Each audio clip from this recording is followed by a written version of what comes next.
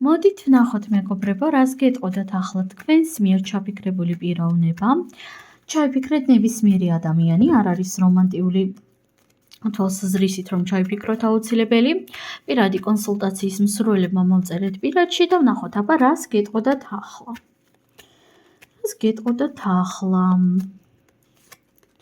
ახლა ადამიანი გეტყოდათ იმას, რომ ძალიან ნანობს, იმას, რომ სიტუაცია განვითარდა ისე, როგორც განვითარდა.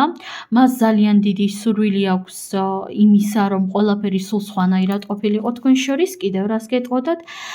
გეტყოდათ იმას, რომ ნანობს საკუთარ სიტყვებს, ძალიან უნდა რომ უკან წაიღოს რაღაც თავისი კონკრეტული სიტყვები. კიდევ გეტყოდათ იმას, რომ ეცდება უფრო კარგი ადამიანი გახდეს და ძალიან გაფასებ თქვენ მის რეალობაში ყველაზე კარგი და ყველაზე საუკეთესო თუ არა ერთ-ერთი საუკეთესო ადამიანი ხართ ნამდვილად. კიდევ რას გეტყოდათ?